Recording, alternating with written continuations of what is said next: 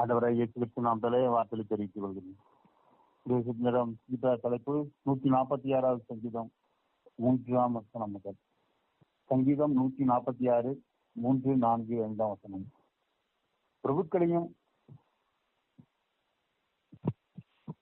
பிரபுக்களையும் ரட்சிக்க திராணியில்லாத மனுபுத்தரையும் நம்பாதீங்கள். அவனுடைய ஆவி பிரியும், அவன் தன் மண்ணுக்கு திரும்புவான். அந்நாளில் அவன் யோசனைகள் அழிந்து போகும். யாக்கோபின் தேவனை தன் துணையாய் கொண்டிருந்து தன் தேவனாகி கர்த்தர் மேல் நம்பிக்கை வைக்கிறவன் பாக்கியவான். இதுல நம்பிக்கை தேவன் தலைப்பில் பார்க்கிறோம். யாக்கோபின் தேவனை தன் துணையாக கொண்டிருந்து தன் தேவனாய் கர்த்தர் மேல் நம்பிக்கை வைக்கிற மனுஷன் பாக்கியவான். நம்முடைய நம்பிக்கை தேவன் மேலதான் இருக்க வேண்டும், மனுஷன் மேல் அல்ல. அதான் தாவீது சொல்கிறார், அவ்வளவு திறமையா இருந்தாலும் பிரபுக்களையும் ரட்சிக்க திறங்களாத மனுபுத்தரையும் நம்பாதீங்க என்று அந்த 3ஆம் வசனம் சொல்கிறது. ஒருவேளை நம்முடைய நம்பிக்கை இதன் மேல இருக்கிறது, நம்முடைய திறமையின் மேல, நம்முடைய ஐஸ்வர்யத்தின் மேல, நம்முடைய பதவியின் மேல, நம்முடைய அந்தஸ்தின் மேல இல்லாதபடி ஆண்டவர் மேல முழு நம்பிக்கை இருக்கணும். பிரபுக்களையே தான் மனுஷன் மேல நம்பக்கூடாது. மனுஷனை நம்பி சில மனிதர்களையே நம்பி இருக்கிறார். ஒருவேளை ஜோம் பண்ணாலும் அவர் மனிதனுடைய உயர்ந்த அதிகாரிகள், நல்ல உயர்ந்த மனுஷர் அப்படியே இருக்கான்னு பார்த்து ஏதாவது காரியம் நடக்குமா என்று சொல்லி அவர்களை தேடி கொண்டிருக்கிறவர்கள் இருக்கிறார்கள். அதான் பிரபுக்களை ரட்சிக்க திறங்களாத மனுபுத்தரை நம்பாதீங்கள் என்று அங்கு சங்கீதக்காரன் தெளிவாக சொல்கிறான். அதே போல கர்த்தர் மேல் நம்பிக்கை வைத்து யாக்கோபின் தேவன் தலையாக கொண்டிருந்து தன் தேவனாய் கர்த்தர் மேல் நம்பிக்கை வைக்கிற மனுஷன் பாக்கியவான். ஆண்டோட நம்பிக்கை முழுவதும் கர்த்தர் மேல் தான் வைக்க வேண்டும் என்பது எங்கே சங்கீதக்காரனை தாவீது தெளிவாக சொல்கிறார். பிரபுக்களையும் ரட்சிக்க மனுஷன் நம்பாதீங்கள் என்று சொல்கிறார். ஆண்டவர் மேல, யாக்கோபின் தேவன் மேல, யாக்கோபின் தேவனை தன் துணையாக கொண்டிருந்து தன் தேவனாய் கர்த்தர் மேல் நம்பிக்கை வைக்கிற மனுஷன் பாக்கியவான் என்று கூறப்படுகிறது. கர்த்தர் மேல நம்பிக்கையை நாம் வைக்க வேண்டும். அவரை நம்புகிறவர் நம்முடைய நம்பிக்கை இப்படிப்பட்டதாக இருக்கிறது, கர்த்தர் மேல நம்பிக்கை வைத்ததாக இருக்க வேண்டும். அது மாத்திரம் மல்கியா 17ஆம் அதிகாரத்தில் கூட கர்த்தர் மேல் நம்பிக்கை வைத்து கர்த்தரை தன் நம்பிக்கையாக கொண்டிருக்கிற மனுஷன் பாக்கியவான் என்று கூறப்பட்டிருக்கிறது. மல்கியா 17ஆம் அதிகாரம் 7ஆம் வசனம், கர்த்தர் மேல் நம்பிக்கை வைத்து கர்த்தரை தன் நம்பிக்கையாக கொண்டிருக்கிற மனுஷன் பாக்கியவான். நம் நம்பிக்கை தேவன் மேல இருக்கணும், ஜீவனோட தேவன் மேல, கர்த்தர் மேல இருக்கணும் என்பதை வெளிப்படுத்துகிறார். அதே திரும்பவும் எரேமியா 17ஆம் அதிகாரம் 7, 8 கூட விதமாக பார்க்கிறோம். கர்த்தர் மேல் நம்பிக்கை வைத்து கர்த்தரை தன் நம்பிக்கையாக கொண்டிருக்கிற மனுஷன் பாக்கியமான் என்று அது கூறப்பட்டிருக்கு. விதமாக ஆண்டவருடைய வார்த்தைகள், கர்த்தர் மேல் நம்பிக்கையை நாம் வைக்க வேண்டும். நம்முடைய மனுஷன் மேல, நம்முடைய சுய புத்தியின் மேல, நம்முடைய சுய ஞானத்தின் மேல அல்லாதபடி, நம்முடைய திறமையின் மேல அல்லாதபடி கர்த்தர் மேல நம்முடைய நம்பிக்கை எடுக்க வேண்டும் என்பதை வசனங்கள் நமக்கு வெளிப்படுத்துகிறது. தாவீதுக்காரன் சொன்னது அப்படிதான். பிரபுக்களையும் ரட்சிக்க மனுஷன் நம்பாதீங்க என்று தெளிவாய் கூறப்பட்டிருக்கிறது. அதிகாரிகள், ஒருவரோட உயர் அதிகாரிகள் மேல, உயர மினிஸ்டர் மேல நம்பிக்கை வைத்து சிலர் காரியத்தை சாதிச்சிடலாம் என்று என்கிறார்கள். ஆண்டவர் மேல நம்பிக்கை வைக்கிறது தான் அது பலன் நமக்கு தரும். தேவன் மேல முழு பலத்தை கொண்டு நம்முடைய ஞானத்தினால, நம்ம திறமையினால இது நடந்தது என்று கூறாபடி, நம்முடைய அறிவினால இது நடந்தது, என்னுடைய திறமையினால இது நடந்தது என்று கூறாபடி, தேவன் எனக்கு பலன் கொடுத்திருக்கிறார் என்று சொல்லி ஆண்டவர் மேல நாம அவருடைய நம்பிக்கையை சார்ந்திருந்து அவர் மேல நாம் நம்பிக்கையா இருக்கும்போது நாம் செயல்படுத்தலா இருக்க வேண்டும். அதுதான் வேத வசனங்கள் நம்மை வெளிப்படுத்துகிறது. மேலும் சங்கீதம் 125 கூட கர்த்தரை நம்புகிறவன் எந்தெந்தைக்கு அசையாமல் நினைத்திருக்கும் சீயோன் பர்வதம் போல் இருப்பான் என்று கூறப்படுகிறது. விதமாய் நம்பிக்கை முழுவதும் இருக்கும்போது எந்தெந்தைக்கும் அசையாதபடி அவன் நினைத்திருக்கிறவனாக சீயோன் பர்வதம் போல அசையாதபடி உறுதியா இருப்பான். அவன் கர்த்தர் மேல நம்பிக்கையா இருக்குது, அவரை எல்லாவற்றிலும் அவருக்கு ஒப்பு கொடுத்து கர்த்தர் மேல நாம் நம்பிக்கையா இருக்கும்போது நாம் அசையாதபடி எங்கென்றைக்கும் அசையாதபடி சீயோன் பர்வதம் போல இருப்போம் என்று நம்ம வசனம் இருக்குது. எங்கென்றைக்கும் அசையாமல் நினைத்திருக்கும் சீயோன் பர்வதம் போல இருப்பான். அவ்வளோ ஒரு அப்படி என்றால் இந்த சீயோன் பர்வதம் ஒரு ஸ்ட்ராங்கானது, அற்புதமான ஒரு மனிதன் அசிக்காபடி அந்த நம்பிக்கை நிமித்தமாக அவன் பொழுது போகாதபடி அவனுக்கு எந்தெந்தைக்கு நினைத்திருக்கிற ஒரு நிச்சயமான ஒரு மகிமை, நிச்சயமான ஒரு நம்பிக்கை, அந்த கர்த்தர் மேல நம்பிக்கை இருக்கிறவனுக்கு அதாதபடி அவன் அசையாதபடி அவன் உறுதியாய் இருப்பான். எவன் சார்ந்திருக்கிறானோ, கிறிஸ்து கர்த்தர் மேல நம்பிக்கையா இருக்கிறானோ அவன் அசையாமல், எந்த இதனை அசையாமல் நினைத்திருக்கிற சீயோன் பர்வதம் போல் இருப்பான் என்று வேதம் நமக்கு வெளிப்படுகிறது. கர்த்தரை நாம் நம்புகிறவர்களாக இருக்க வேண்டும். நம்முடைய நம்பிக்கை முழுவதும் அவர் மேலே இருக்க வேண்டும், அவரை சார்ந்து இருக்க வேண்டும் என்று இருக்கு கூறப்பட்டிருக்கிறது. அது மாத்திரம் சங்கீதம் 22 மத்திய சங்கீதத்துல வாசிக்கும் போது 5ஆம் அதிகாரத்தில் எங்கள் பிதாக்களிடத்தில் நம்பிக்கை வைத்தார்கள், நம்பின அவர்களை நீர் விடுவித்து உண்மை நம்பி வெட்கப்பட்டு போகாதிருந்தார்கள் சொல்றோம். ஆண்டவர் முற்பிதாக்கள் வாழ்க்கை என்றால் அபிரகாம், ஈசாக், யாக்கோபு எல்லாம் நம்பிக்கை வைத்ததை அங்கு சங்கீதக்காரன் தாவீது உணர்த்துகிறான். ஆனால் இங்கே பிதாக்களிடத்தில் நம்பிக்கை வைத்தார்கள், நம்பின அவர்களை நீர் விடுவித்து கைவிடவே இல்லை என்பது அங்கே சங்கீதக்காரனாய் தாவீது அங்கு நினைப்படுத்துகிறான். 22ஆம் சங்கீதத்தில் நாம் வாசிக்கும் போது முற்பிதாக்கள் எல்லாம் எப்பவுமே அந்த கர்த்தர் மேல நம்பிக்கை வைத்து கர்த்தரை தன் நம்பிக்கையாக கொள்கிறவர்கள், அவரெல்லாம் அசைக்கப்படாதபடி அவர்கள் ஆசீர்வதிக்கப்பட்டவர்களாக, வாக்குத்தம் பண்ணப்பட்டவர்களாக, உயர்த்தப்பட்டவர்களாக, ஆசீர்வதிக்கப்பட்ட ஒரு சந்ததியாக காணப்பட்டதை அங்கு தாவீது நினைவு கூறுவதை நாம் பார்க்கிறோம். பிதாக்களிடத்தில் நம்பிக்கை நம்பின அவர்களை நீர் விடுவித்து ஒருவரையும் அவர் கைவிடவே இல்லை, உண்மை நம்பி அவர்கள் வெட்கப்பட்டு போகாதிருந்தார்கள் என்று வசனம். கர்த்தரை நம்பினவர்கள் ஒருபோதும் வெட்கப்பட்டு போவதில்லை என்பதை நாம் வாசிக்கிறோம். அவர் மேல் நம் நம்பிக்கை, நம்முடைய நம்பிக்கை கிறிஸ்துவ மேல இருக்க வேண்டும், ஆண்டவர் மேல நம்பிக்கை இருக்க வேண்டும். நம்முடைய நம்பிக்கை முழுவதுமாக நம்முடைய திறமையின் மேலோ, நம்முடைய அந்தஸ்தின் மேலோ, நம்முடைய பதவியின் மேலோ, நம்முடைய செல்வத்தின் மேலோ இல்லாதபடி தேவன் மேல நம்முடைய முழு நம்பிக்கையை அவர் மேலே நாம் இருக்க வேண்டும். விசுவாசத்தின் மூலமாக நாம் ரட்சிக்கப்பட்டிருக்கிறோம். விசுவாசமானது என்னென்றால் நம்பிக்கையின் உச்சபட்சம் தான். நம்ம விசுவாசத்தின் மூலமா இப்ரேயர் 11ஆம் அதிகாரத்தில் விசுவாசமானது நம்பப்பொருளை உறுதி காணப்படாத நிச்சயமா இருக்கிறது. ஒருவேளை அதிகபட்ச நம்பிக்கையின் உச்சபட்சம் விசுவாசம் என்று கூட சொல்லலாம். நம்பப்பொருளை உறுதி காணப்படாத நிச்சயம். அப்படி விசுவாசத்தினால்தான் நாம் ரட்சிக்கப்பட்டிருக்கிறோம். ஒருவேளை கிறிஸ்து நமக்காக மரித்தார், சிலுவையில் அடிக்கப்பட்டு என்னுடைய பாவங்களுக்காக மரித்தார், அவர் மரித்து அடக்கப்பட்ட உயிரோடு எழுந்து இன்றைக்கு ஜீவிக்கிறார் என்பதை நாம் விசுவாசித்து ஒருவள் நாம் பார்க்கவில்லை. ஆனால் நம்பிக்கை காணாத விசுவாசம் நம்பப்பட உறுதி காணப்படாத நிச்சயம். நேரில் பார்க்க நம்ம உறுதியாய் நம்பி இந்த காணப்படாததை நம்பி நாம் விசுவாசி நம்ம ரட்சிக்கப்பட்டிருக்கிறோம். அப்படிப்பட்ட விசுவாசம் நம்ம ரட்சிக்கப்பட்டு நாம் இன்னும் அநேக காரியங்களை முழுமையாய் நம்ம தேவனை சார்ந்திருக்கிறோமா என்பதை நாம் பார்க்கும்போது நமக்கு ஒரு சந்தேகம் தான் இருக்கிறது. அதிகமாக நாம் ரட்சிக்கப்பட்ட குணம், கிறிஸ்துவின் ரத்தத்தினால மீட்கப்பட்ட குணம் நம்முடைய நம்பிக்கை முழுவதும் தேவன் மேல இருக்கிறதா என்பதை நாம் சிந்திக்க முழு நம்பிக்கையும் அவர் மேல் இருக்கிறதா, எல்லா காரியத்திலும் அவர் மேல் நாம் நம்பிக்கையை வைத்துக் கொண்டு சிந்தித்து பார்ப்போம். அநேக காரியங்களை நாம் மனிதனுடைய உதவியை நாடுகிறோம். அநேக காரியங்களை இதை இப்படி செய்திடலாமே, அவர் மேல ஆண்டவருடைய நம்பிக்கை கற்று தளர்ந்து போகிறதை நாம் பார்க்கிறோம். கர்த்தர் மேல நம்பிக்கை வைக்காதபடி வேற ஏதோ உலக பொருளின் மேலேயோ அல்ல உலக மனிதர்கள் மேலேயோ நம்பிக்கை வைத்துள்ள சில காரியங்கள் அவர் மேல நம்முடைய முழு நம்பிக்கையும் அவர்கள் மேற்கொண்டு தான் தேவன் விரும்புகிறார். தேவனாய் கர்த்தர் மேல் நம்பிக்கை வைக்கிற மனுஷன் பாக்கியவான் என்பதை அங்கு வேதவசனம் நமக்கு தெளிவாக உணர்த்துகிறது.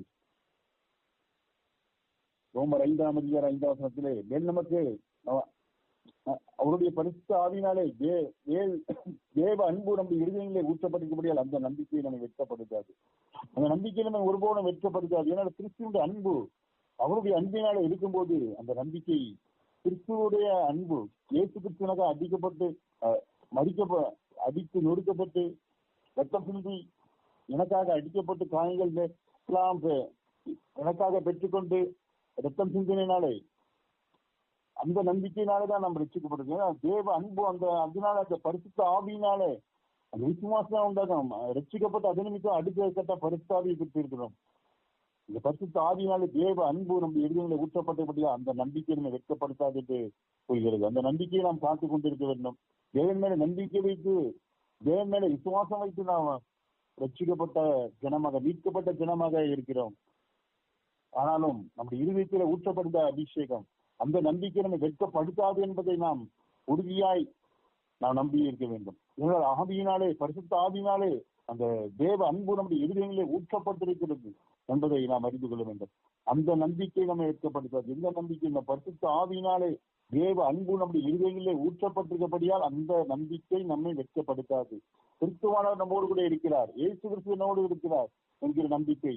அவர் எந்த பிரச்சனை பாடுகள் நெருக்கங்கள் வந்தாலும் ஆண்டவரோடு இருக்கிறார் அந்த நம்பிக்கை நமக்குள்ளே இருக்கிறது. அந்த கிறிஸ்துவின் அன்பு அந்த தேவ அன்பு பரிசுத்தாவின் ஊற்றப்பட்டிருக்கிற பரிசுத்தாவை பெற்றிருக்கிற ரட்சிக்கப்பட்டிருக்கிற ஒவ்வொருவருக்கும் தேவ அன்பு நம்முடைய இருதயங்களே ஊற்றப்பட்டிருக்கிறது. தேவனுடைய அன்பு என்னுடைய இருதயங்களே இருக்கிறது. அந்த நம்பிக்கையை நம்மை வெட்கப்படுத்தாது என்பதிலே நாம் உறுதியாக இருக்க வேண்டும். நாம் அதிலே சோர்ந்து போகாதபடி தேவ அன்பு தாவினாலே தேவ அன்பு நம்முடைய இருதயங்களை ஊற்றப்பட்டிருக்கிறபடியால் அந்த தேவ அன்பு, ஏன்னா அவர் அன்பாய் இருக்கிறார். நம்முடைய அந்த நம்பிக்கை நம்ம வெட்கப்படுத்தாது. எந்த காரியம் நம்ம வெட்கப்பட்டு போகாதபடி செய்கிற ஒரு தேவன், ஒரு ஜீவனுள்ள தேவன். ஏனென்றால் என்னுடைய நம்பிக்கை முழுவதும் கர்த்த மேல வைத்திருக்கிறேன், அதனால் நான் வெட்கப்பட மாட்டேன். நான் உயர்த்துவேன், நான் கீழே நான் தாழ்ந்து போவதில்லை. இந்த நம்பிக்கை கிறிஸ்து மேல், அந்த நம்பிக்கை நம்முடைய இருதயங்களிலே ஊற்றப்பட்ட தேவ அன்பு நம்முடைய இருதயங்களிலே ஊற்றப்பட்டிருக்கிறது. அந்த நம்பிக்கை விட்டு நாம் விலகாதபடி நாம் கிறிஸ்துவிடத்திலே ஒரு நம்பிக்கையோடு நம்ம விசுவாசத்திலே உறுதியா இருக்க நாம் அழைக்கப்பட்டிருக்கிறோம்.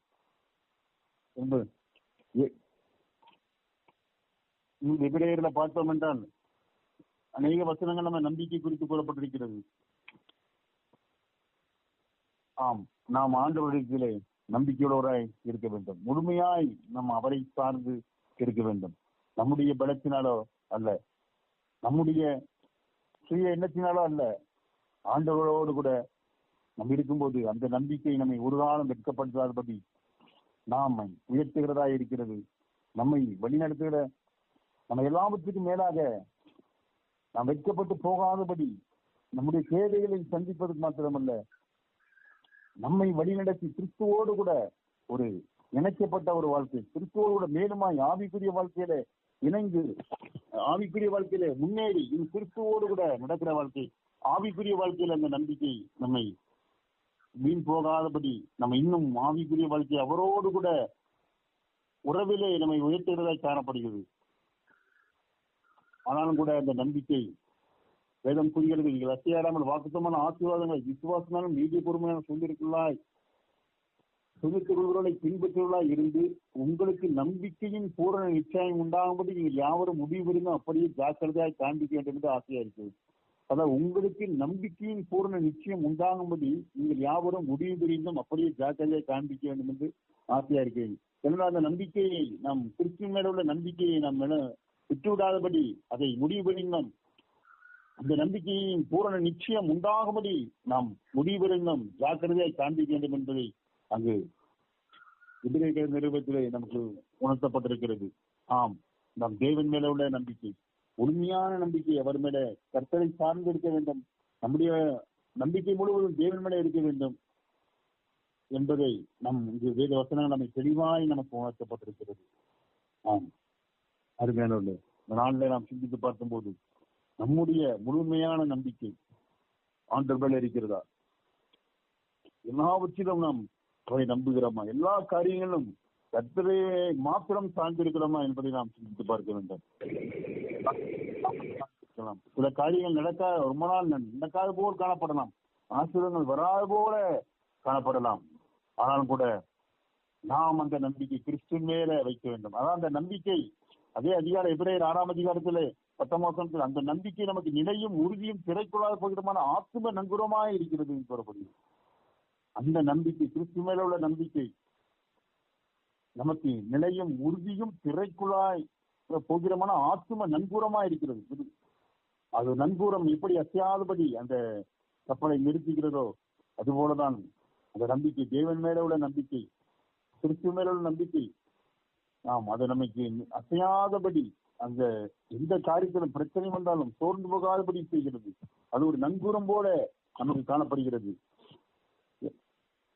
அதான் அந்த நம்பிக்கை நமக்கு நிலையும் உறுதியும் திரைக்குள்ளாக போகிறமான ஆத்தும நங்கூரமா இருக்கிறது என்று எனக்கு தெளிவாக முந்தின வசனத்துல வாஸ்தவம் என்றால் பார்த்தா தெரியும். அது உங்களுக்கு நம்பிக்கையின் பூரண நிச்சயம்படி நீங்கள் யாவரும் முடிவெடுங்க அப்படியே ஜாக்கிரதையா காண்பிக்கும் இந்த ஆசையா இருக்கிறது சொன்னது. அப்படியே ஆபிரகாம் தேவன் வாக்குத்தம் பண்ணின போது ஆணையிடும்படி தம்மிலும் பெரியவர் ஒரு நாளும்படி நாளே தமது பேரிலே தானே அழைத்து நிச்சயமாக நான் உன்னை ஆசீர்வதிக்கவே ஆசீர்வித்து உன்னை பெருகவே பெருக பண்ணுவேன் என்றார் என்று பார்த்திருக்கு.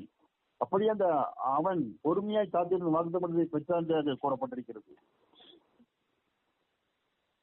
அருமையானவர்களே, இந்த ஆலோசனை மாறாத நிச்சயத்தை பரிபூர்ணமாய் காண்படி தமிழராய் அவர் ஆணையினாலே அதை சிறப்படுத்தினார் என்பதை அந்த வேதம் நமக்கு தெளிவாய் தெரிவிக்கப்பட்டது. நமக்கு முன் வைக்கப்பட்ட நம்பிக்கையை பற்றிக் கொள்ளும்படி அடைக்கலமாய் ஓடிந்த நமக்கு 2 மாறாத நிறைந்த ஆறுதலாபடி எவ்வளவேனும் பொய்யுடையாத தேவன் அப்படி செய்தார் என்று கூறப்பட்டிருக்கிறது. எவ்வளவேனும் பொய்யுடையாத தேவன். அந்த நம்பிக்கை, கிறிஸ்து மேல உள்ள நம்பிக்கை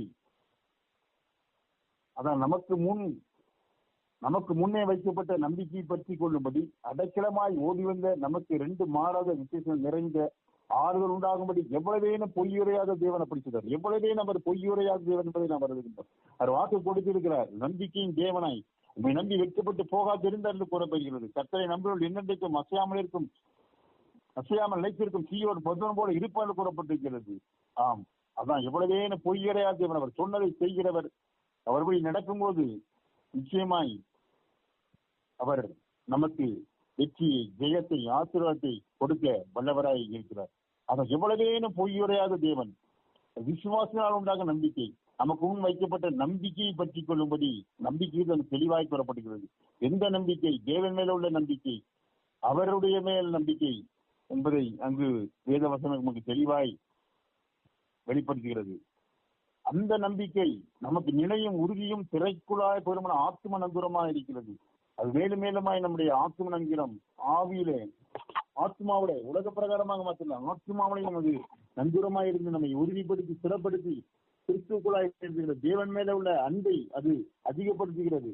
ஆம், நம்முடைய நம்பிக்கை தேவன் மேலே இருக்க வேண்டும், ஜீவனுள்ள தேவன் மேலே இருக்க வேண்டும் என்பதிலே நாம் கவனமாக இருக்க வேண்டும். அப்படி இருக்கும்போது கர்த்தர் நம்மை நிச்சயமாய் ஆசீர்வதிக்கிறார், நம்மை உயர்த்துகிறார்.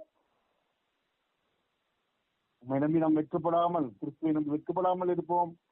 அவர் நம்மை உயர்த்துகிறார், நம்மை ஆசீர்வதிக்கிறார். நம்முடைய நம்பிக்கை முழுவதும் தேவன் மேலே இருக்க வேண்டும், ஜீவன் மேலே இருக்க என்பதை மறந்து போகக்கூடாது. அப்படிப்பட்ட கிருபை தேவன் தருவாராக. ஆமென். ஆமென், ஆமென், ஆமென்.